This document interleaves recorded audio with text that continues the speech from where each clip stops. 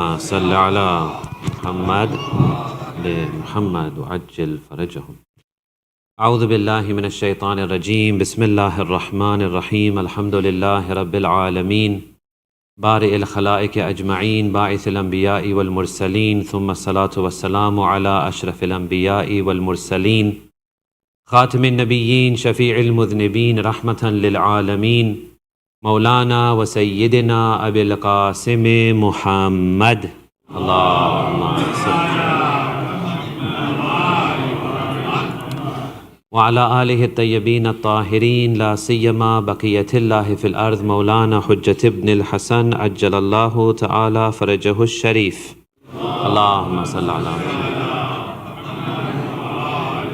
ولعنة الله على أعدائهم أجمعين من الآن إلى قيام يوم الدين. أما بعد فقد قال الله سبحانه وتعالى بسم الله الرحمن الرحيم ومن يهاجر في سبيل الله يجد في الأرض مراغما كثيرا وسعة. صدق الله العلي العظيم. بر محمد وآل محمد صلوات. اللهم صل على محمد. My respected elders, brothers, sisters, as I mentioned on Monday, when we celebrated the wiladat of the first Imam, that the theme, inshallah, on this visit of mine is going to be the theme of spirituality. And this subject has come from where? This subject has come from conversations with the members themselves, members of our Jamaat. They have requested such a thing, and it's not just one or two people. Repeatedly I've heard that this subject would be a good subject, inshallah, to address. So we'll try our best. However, please bear in mind a couple of things. Number one, I need your help. For us to really benefit from these lectures properly, we have to help each other. I need your help in the sense that these lectures, see, spirituality is not a one lecture, you give the lecture, spirituality is there. It doesn't work like that. This is one of the subject matters that we're going to discuss, that what is spirituality? When we say, for example, in our house we have a lack of spirituality, or if we say, for example, in our Jamaat we have a lack of spirit, or in this community we have a what does that mean exactly? What are you looking for when we say spirituality? What is spirituality? So spirituality is not just something in a one lecture that we can discuss and we can say job done. This will have to be a number of lectures nicely fitted together one after the other, which come in a logical sequence for us to understand and grasp this concept. And of course, the whole thing is that we don't want to just understand spirituality, right? Anyone, anywhere, any religion, any even atheist can look into spirituality and have a discussion on it. We want to practice it. Yes or no? Do we want to practice it, or we just want to know about it? We want to practice it. You know the famous alim, Sayyid Bahrul Ulum, rahmatullah alayhi, may Allah elevate his status in the hereafter, inshallah. He was a great alim of Najaf. He was a great alim of Najaf. And his dars, his lessons were very, very popular. He was the outstanding alim of that time. Very famous, very spiritual. One day, he's giving his dars. One day, at the time of his dars, lesson, class, the students arrive and they see Sayyid Bahrul Ulum has not arrived. This was a shock, because this never happens. For Sayyid Bahrul Ulum to miss a class is unheard of. Okay, so they speak amongst themselves. They speak amongst themselves. Ya Allah. And they chit-chat, and basically the students come to the conclusion that there must have been some kind of emergency. Something must have happened. God forbid he's not well, or maybe something in his family, maybe some kind of critical thing has happened. So they go away. The next day they come again, expecting the teacher to be there. Again, he's not there. Now even more concerned that what is going on? This man never misses a class. He never misses any lesson. But they said, okay, maybe this emergency has gone along more time than usual. Third day he doesn't turn up. Now it's alarming. Now they say there's something, God forbid, maybe he's passed away from this world. Is he on death's door? What is it? So they go to his house, knock on the door, he opens, they see he's fine, he's standing. They said, Ustad, everything okay? What is going on? We haven't seen you at the class for 3 days. So he says to them, yeah, I'm thinking let's just cancel everything. They say, Ustad, what do you mean cancel everything? What does that mean? He said, 3 nights ago, I and these students used to live in the same kind of dorm, if you like, the student accommodation. He said, 3 nights ago, it was the time of tahajjud, namaz-e-shab, just before Fajr. That special time, I took a walk towards your accommodation and I walked past your rooms. And all of your lights were off. And none of you were, I could not even hear any recitation of Quran or namaz-e-shab or dua or istighfar. So I said to myself, all of this zahmat and all of this trouble which we are taking, and if people are not going to implement those things which we are teaching, then fine, let's just stop teaching. These are not intellectual exercises we are just doing here. This is not like this mimbar is so sacred and it's such an honor for whoever comes up here and speaks. But honestly, this is not just information giving for the sake of information, that we feel good that, okay, we heard something new today, how nice. This is da'wat-e-amal. This is an invitation to act. This is an invitation to... So what we want to do in these lectures is not just discuss the intellectual side of spirituality and feel good and nice and, sometimes the goosebumps come on the skin and the hair on the back of your neck and you think, oh wow, that's spirituality. No, that is not spirituality, as we'll discuss. So I need your help. Number one, that you help me by attending and that we can join together these different concepts. Number two, I need you to participate. So I've already found my people tonight who I'm going to pick on. I'm going to ask some questions and I'm going to ask you to answer them. And inshallah, yes, you're all smiling now. Let's see if you're smiling in 5 minutes. But I want you to participate because I want to understand where you're coming from, what your understanding is. There's no point in me pitching something so low that you already know these things. There's no point in me pitching something so high that it goes over all of our heads. Another thing is that you can send your questions at any time, either to me or to any members of the MC, I guess, and they'll make sure that it gets to me. Confidentiality will be maintained. You have my word on that as far as I'm concerned. So inshallah, if you're ready, let us begin this discussion with a loud salawat ala Muhammad wa ali Muhammad.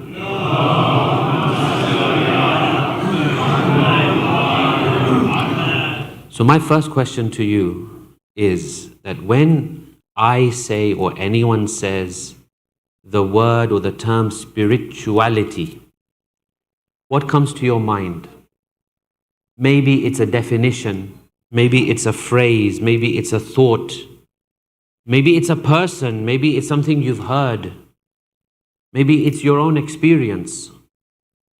So when I say we're going to discuss spirituality, what does that mean to you? What is spirituality? God nearness. God nearness. So is it the same as taqwa? Because taqwa as well, we kind of say God nearness, God awareness, God. So are you equating the two? Do you feel taqwa and spirituality is the same thing? Basically, okay, good. What else? Who else wants to chip in?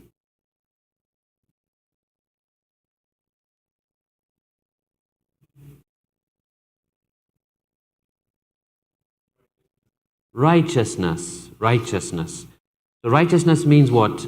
Like good conduct, yeah? That's what we call righteousness, okay? Good conduct. So very similar to God awareness or taqwa. Yes, what else? Any other? I'll take one more. Sukoon. So shall I try and define it? You mean kind of peace and tranquility? So it's like a feeling. So spirituality is like a feeling. It gives you a feeling, okay?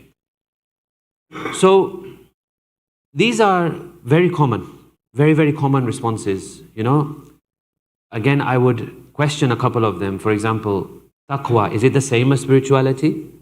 If it is the same, then why don't we just say taqwa and leave it at that and discuss taqwa? Because we have many, many things on taqwa, for example. Righteousness. How do we define righteousness? What kind of, is it just any old righteousness? Sukoon, for example, that's a feeling or it's a state.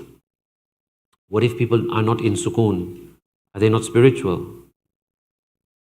You know, so we have to look at this nicely. We have to look at this comprehensively. What I'm trying to say is, I'm not saying any of the three responses were wrong, but I'm saying we have to be very accurate and precise. In Islam and in the study of Islam, we try this to be as precise as possible, because these are very, very interesting concepts and they're very special. So we have to try to be as precise as possible. Okay, now second question. This is a much easier question. Do you find the religious discussion around spirituality frustrating? For example, have you picked up books on the subject and you feel you can't get anywhere, or it doesn't make sense, or something's just not right, something bestu nati, it doesn't sit well with you?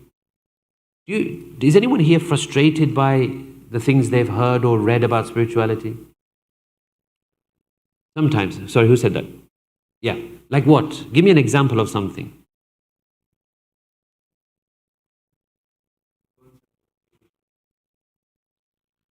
Okay, concept of creation.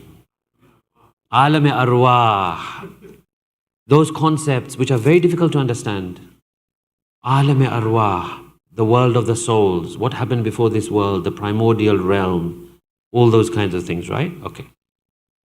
What else? Anyone else get any frustrations with spirituality? Are the concepts easy to understand? Because the concepts are sometimes very, very flowery language. Hard to understand sometimes. Difficult concepts, difficult things. Sometimes in spirituality, we go towards poetry and these kinds of things. Not everyone likes that. Like, what is all this poetic stuff? Just give it to us straight. Sometimes we have lots of personalities which maybe not everyone is agreed that they were good or bad. That's another whole area of spirituality, which even within the madhab of Shiaism, people are not united on. So we have to be very careful.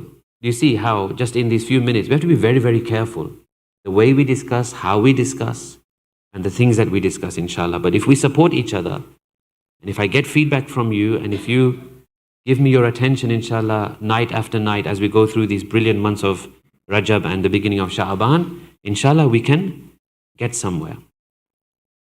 I actually think there are many, many misconceptions and frustrations about spirituality. Maybe you've been very polite and you haven't opened up. But I think myself, when I think about spirituality, I think there are many misconceptions and frustrations. For example, one of them is this, and you'll hear this a lot, and maybe you yourselves have said this kind of thing. For example, one thing which is said is that there are people in our families, in our communities, in our jamaats, who are very, very good at doing ibadat. Musalla, they're there for hours. Du'as, they pray every single dua. Zikr is there, Quran is there, Namaz-e-Shab is there.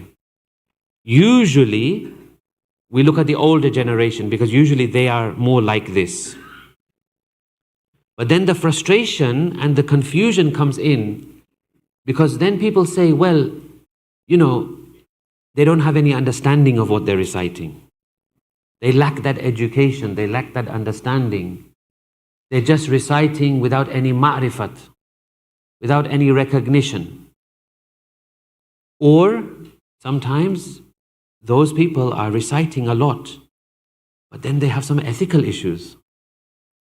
They do ghibat, they put other people down, they have some bad habits. So this is a question, this is one of the frustrations in the community. You've heard people yourselves, and I've heard them, and we've all been in these conversations, unfortunately. Namaz ma pehli line ma ubho che, but he stands in the first line of namaz, but it gets frustrating because people, especially the younger generation, they get turned off. Because they're like, what is this spirituality? If you're doing all this ibadat, but then outside you're doing X, Y, Z, then what kind of spirituality is this? And on the other side, we see that, for example, and usually this is the younger generation, not always, but I'm just giving stereotypes. Usually in the younger generation, you find the different side of the coin. Maybe they don't do much ibadat, maybe they're not on the musalla much, maybe they're not reciting the lambi du'as, but they have much more education. They are much more educated, they have much more ma'rifat. They probably read more, they've probably heard more. In their generation, there's a lot more critical thinking. But now this is also frustrating. Because the older generation are looking at them and thinking, Atlu jane che, he knows so much or she knows so much, but still they are going into sins. They're doing X, Y, Z sins, for example. So that is also a frustration. Now, another frustration is that when we talk about spirituality and the practices of spirituality, people are very quick to dismiss. And this is something I want you all to be very careful of, that when we are discussing these things, don't fall into these traps. These are the traps of shaitan. He will try to bombard you with negative thoughts to turn you away from this path. He wants you to think, this person prays namaz-e-shab, but then does this. He wants us to think, this youth knows so much about Islam, but he can't even stop sinning. He wants us to think this about each other. Why? So that we lose confidence in this path of spirituality. He wants us to gossip about each other. He wants us to hold on to our petty squabbles and our petty issues. Why? So that we don't concentrate on the bigger picture. Be very careful. Another thing which people say is that when we hear the stories of the ulama and the imams about how they were spiritual, they say it is not possible to live like this in this time, in this century, in this country, in the West. It's not possible. These are all Juna Zamana Niwatu. These are all things from the olden days. That is a misconception. 100% misconception. And we'll discuss these things. Another one is that people say, but we are not masoom. Hame to masoom chej nahi. We are not masoom, so how do you expect this from us? That's another misconception. Another one, and this is the big one which I want to address very, very soon, either tonight or in the very, very next couple of lectures, inshallah. People say that if we embark upon this road of spirituality, with all those practices and all those things, then life will become very boring. Zindagi ma maja kya rese? This is also a misconception. Because, let me tell you, the one who has embarked upon spirituality and has a relationship with Allah is happier in this world, more happy than you can imagine, more happy than anyone else on the face of this earth. My teacher used to say, the spiritual person on earth is happier than the non-spiritual person, even if they get into heaven. Because there's a special ecstasy, or sukoon, as you said. I would go further than sukoon. Ecstasy. Ecstasy. Where you are overcome with happiness. Happiness which you cannot imagine. Happiness which is something far beyond any material kind of happiness. So the last misconception that I want to just mention, and there are many more, is that if we embark upon this, then life will become very dry and boring. Park that out of your minds. The path which spirituality opens is very special. Why? Because when you embark upon the path of spirituality, it brings something which I call spiritual maturity. The way in life we grow old and we get older and we have different experiences and hopefully we become wiser and we look at things differently. Tell me, when you knew someone who died, when you knew someone who died and they died and you missed them, did you not look at life differently? Why did you look at life differently? Because something happened in your life. When you had kids, did you not look at life differently? Or if you're a young one, when you finish a certain stage of your education, don't you start to look at life differently? Or when you see certain events around the world, don't we start to reassess our lives and look at life differently? That is a maturity, that is a mental maturity. Sometimes we go through emotional maturity. For example, after marriage, there is a big emotional maturity that everyone has to go through. Generally speaking, people are very emotionally immature.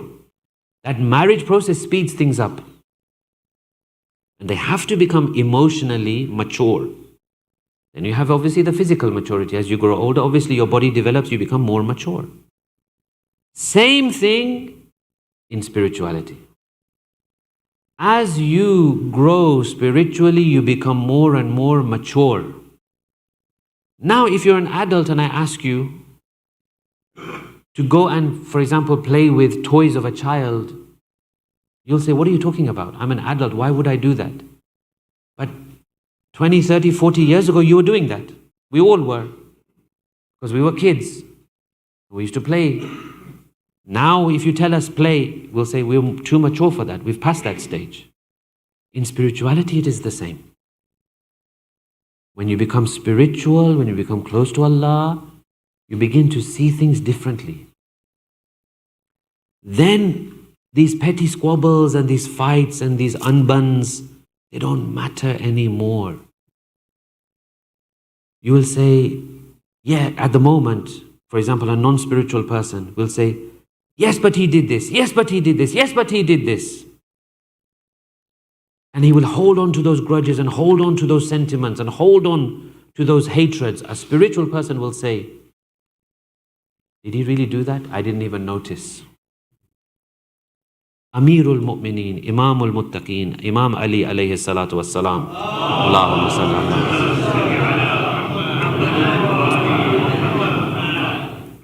This man is something else. This man is a mu'jiza of Allah. This man is a miracle. You know, he has this one poem where he says, I was walking and I passed by a person of low character who swore at me repeatedly. I was walking and I passed by a person of low character who swore at me repeatedly. I looked back at him and I said to myself, he didn't mean me, he was talking to someone else. How? If me or you are in that situation, what do? We start to pick a fight. We start to swear back. If someone tries to calm us down, what will we say? We say, yeah, but he started it. But he did this. Even in our homes right now, husband and wife, I don't want to open this chapter really, but you did this. Yeah, but you did this first. No, but you did. Yeah, but you did this first. A spiritual person will say, really? Did that happen? I wasn't even aware. I don't even know. You tell a non-spiritual person, forgive this person, they'll think they've lost. It was a battle, it was a war, it was a game, it was a feud. If you apologize, you lose. Spiritual person will say, if I apologize, I win. Non-spiritual person, if you ask them, what's going well in your life? What do you want to achieve in your life? They'll say, I want to climb to the top of the corporate ladder. I want to run my organization. I want to go from mid-level management into high level management, I want to dominate the boardroom, whatever. Spiritual person, you ask them, what do you want to achieve? They'll say, I want to become humble. It changes the dynamic. It changes the view. You get new eyes which see things differently. You see the world differently. So this is why those misconceptions are misconceptions. Because a spiritual person right now, he will not say, I don't have time. He will say, Khudaya, give me the barakat of time. And Allah will give him. And his life will not become boring and dry, because the maja and the enjoyment which he is experiencing in his worship, he'll say, take the whole world, leave me with my worship. I don't want anything else. These are not theories, these are practices. This is practice, this is proven, this is people having done it. Do you know in spirituality, usually in any science, how do we do a science? Usually we go from theory to practice, isn't it? In any science, in any discipline, you have the theoretical side, and that leads you into the practical side. In spirituality of Islam, it is the opposite way around. How did we get these spiritual teachings which we are going to discuss? How did we get to them? From the practices of people. They practiced and then they revealed certain things to us. Inshallah, we discuss more as we go along. So spiritual people are able to look at things differently. They discern things differently. They become much more sophisticated in the way they see things. Petty squabbles, petty issues, meaningless practices, running around all day after your daily bread, that doesn't interest them much. That doesn't interest them much. They say, well, Allah has taken care of a lot of my needs. All I need to do is make some effort. I'll make that effort, but I'm not going to kill myself over just making money and living in this world. I have other things to do. I want to spare some time for my Lord. I want to spare some time for the things that my Lord has given me. So they see the world in a very different way. So to finish off, I want to give you the first practical point. This is for every single person, man, woman, child, to do tonight, ready for tomorrow. Because tomorrow we have Jumerat Majlis, it's going to be the next installment. Everyone, the practical point is, do some self-analysis. Ask yourselves, where am I at in my spirituality? This is only you. No one needs to know. I'm even not going to ask you tomorrow, don't worry. Where am I in my spirituality? Am I at my potential? Or am I short of it? If I'm short of it, then how much short? Am I happy with my life? Is my family life the way I wanted it to be? Is this what I envisaged for my life? When I pray, am I happy the way I pray? When I go, if I was to die tomorrow or the next minute, am I confident in front of my Lord? Am I confident? Or am I extremely worried? Do I have lots of things unfulfilled? I want you to ask yourself certain things like this. And more than this, I've just given you some examples. But just do some self-analysis and ask yourself, where are you at the moment? Inshallah. We ask Allah for tawfiq, inshallah. Allahumma salli ala Muhammad. Before I go on to the blessed personality of Lady Zainab, I want to mention a couple of things about tomorrow. Rajab is a very special month. But tomorrow is an extremely special day of Rajab. And that is Nimaya Rajab. The 15th of Rajab, the halfway point, is a very, very special day. It is so special that in one hadith it has been described as the most beloved day to Allah subhanahu wa ta'ala. I'll read you the hadith. وَأَنَّ يَوْمَ النِّصْفِ مِنْهُ وَرَدَ فِيهِ أَنَّهُ مِنْ أَحَبِّ الْأَيَّامِ إِلَى اللَّهِ. This is from the great scholar Agha Mirza Malakiya Tabrizi in his book Al-Muraqabat. Al-Muraqabat, you may not have heard of the book, but it's a little bit like Mafatihul Jinan. It gives you every month the specialty of that month and what you need to do. So he writes the following. He says, the midpoint, the 15th of the month of Rajab is amongst the most beloved days to Allah, and He has reserved certain things in that day for the nation of the Holy Prophet, our nation, the Muslims. What is that? How does that come? Well, this is the hadith now. قال آدم عليه السلام, Nabi Adam said to Allah, Ya Rabb, أخبرني بأحب الأيام إليك. Oh my Lord, tell me about the most beloved of days to you and the most beloved of times. فأوحى الله تبارك وتعالى إليه. Allah revealed to Nabi Adam, Ya Adam, أحب الأوقات. The most beloved times to me is يوم النصف من Rajab. The midpoint, the 15th of Rajab. Why? تقرب إلي. On this day, I want you to seek nearness to me. So tomorrow, whatever you do, make a niyat, make an intention. I'm doing this qurbatan ilallah. Keep Allah front and center in your mind. So number one, taqarrab ilayya, seek nearness to me. How? Biqurbanin. Sacrifice something, for example. Dhiyafatin. Host someone, do something for someone. Siyamin. Roza. Fasting tomorrow. Extremely high sawab. If you're not on medication, if your health is okay, if you are able to, brothers, sisters, I highly recommend you fast tomorrow. Wa du'ain, and recite du'as. Ask for your hajat tomorrow. Wa istighfarin, and ask for your forgiveness. Wa qawlu la ilaha illallah, and recite this a lot tomorrow, la ilaha illallah. Because Allah says, at the end of time, He says to Nabi Adam, at the end of time, from your progeny, I am going to raise a prophet. La fadhun wa la ghalidhun. He's not going to be rude. He's not going to be a tyrant. He's not going to be cruel to people. He's going to be Halim, Rahim, Kareem.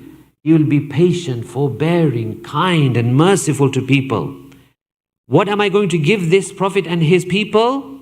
La yas'aluwanni fihi shay'an illa a'taytuhum. If they ask me for something on the 15th of Rajab, they will not ask me for anything except that I will give it to them, number one. Wala yastaghfiruni illa ghafartu lahum. They will not seek forgiveness from me except that I will definitely forgive them. Wala yastarziquni. They will not seek their sustenance and rizq except that I will give them increased sustenance and rizq. وَلَا يَسْتَرْحِمُونِي إِلَّا رَحِمْتُهُمْ. And they will not seek my mercy except that I will give them my mercy. 15th of Rajab, inshallah. As for tonight, we are commemorating the wafat of Bibi Zainab Kubra, salamullahi alayha.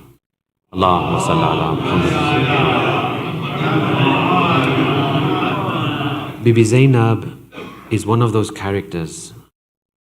I put her in the same bracket as, for example, Imam Hussein and Imam Sajjad, for example. That their masa'ib and their tragedies and their calamities which befell them are so many that sometimes you don't know where to start. Bibi Zainab, for example, just one or two of those calamities which befell her, if they had befallen anyone else, I think that person would have broken. That person would not have been able to withstand those things. But Janab Zainab is the one we call Ummul Masa'ib. So many masa'ib, so many calamities and tragedies broke upon her, but she did not break. They broke upon her, but she did not break.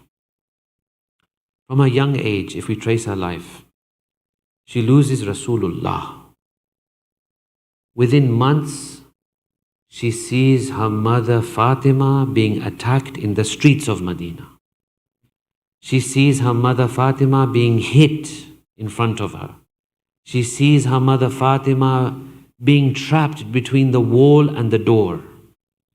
She sees her mother Fatima on a daily basis going and crying and weeping of her sorrows. She then sees how her mother Fatima passes away from this world. How then she was buried in the dead of night with hardly anyone there. She sees her father Amirul Mu'mineen going out of Medina to the wilderness because he had no one to hear his sorrows. He had no one to hear his words. She would see how her father would go and speak in the wilderness to wells, and how the water of the well would gush up with this pain and anger of Amirul Mu'mineen.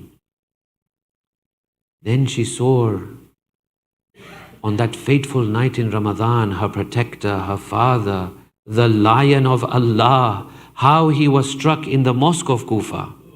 They say that when Ali alayhi salam comes back to the house after being struck, Imam Hassan alayhi salam was crying, Amirul Mu'mineen remained strong. Imam Hussein was crying, Amirul Mu'mineen remained strong. But when Amirul Mu'mineen saw Zainab crying, Amirul Mu'mineen broke into tears. He started crying. She saw her brother Hassan, the way he was poisoned, the way his janazah was taken, the way the janazah was prevented even from being buried and had to return back. But nothing and nothing could prepare her for that day of Ashura. If we say La yawma ka yawmika ya Aba Abdullah, if we say there is no day like your day, O Aba Abdullah, we must say there is no day like your day, O Zainab. They say after the shahadat of Aba Abdullah, Janab Zainab and the women, they were so broken, they were so much struck with grief. They were in the tents. All of a sudden they hear a smashing noise. They thought what? That people had come to throw things. It was like glass bottles being broken.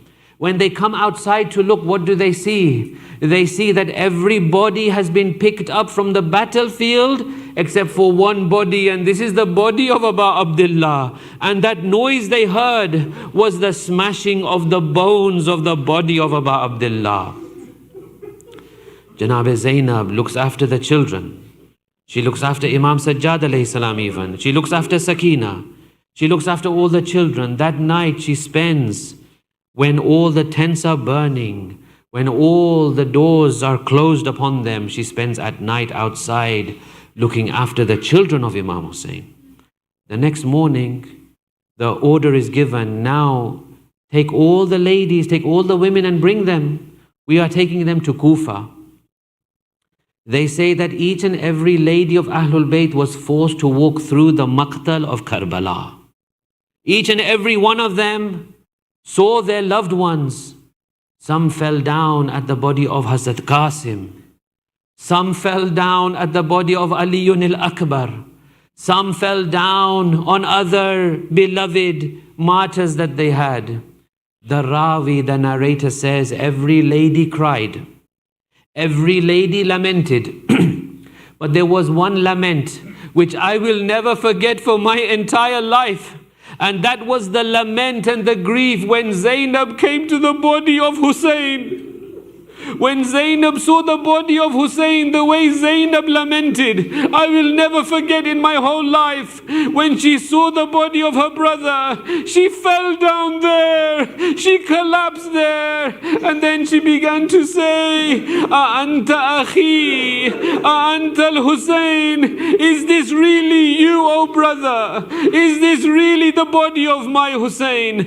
And then she stood up and she faced Medina, and then she began to cry out and lament, Wa Muhammadah, Wa Muhammad, oh my grandfather Rasulullah, oh my mother Zahra, Hadha al-Hussein, look, this is Hussein, Muqatti al-A'za, the one whose limbs have been cut from his body, the one who is rolling and drenched in his own blood.